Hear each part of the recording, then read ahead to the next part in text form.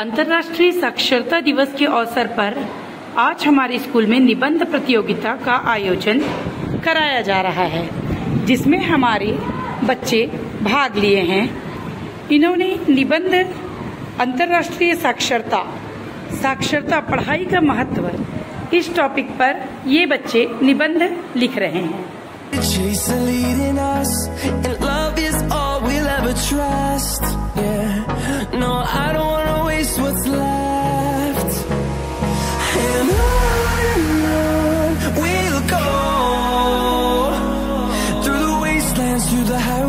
हमारे बच्चों के द्वारा लिखी गई निबंध की कॉपी हम तक पहुंच चुकी है।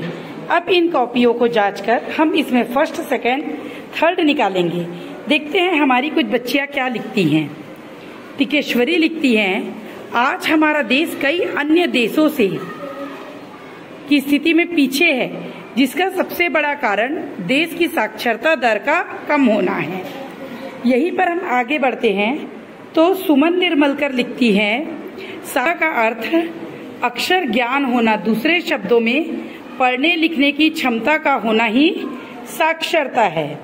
इस तरह से यदि हम देखें तो रीमा लिखती है, इस नेक कार्य को जनता की भागीदारी आवश्यक है।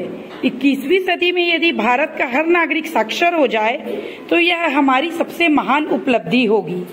अब यहाँ पर देखें तो एकता क्या लिखती है, आप देखिए, आज का युग ही शिक्षित युग है, जहाँ किसी की साक्षरता उनके जीवन के लिए बहुत ही महत्वपूर्ण है। अब हम आगे बात करते हैं यदि तो यहाँ पर सुख सुविधाओं का लाभ उठा सकने के लिए भी साक्षर होना जरूरी है।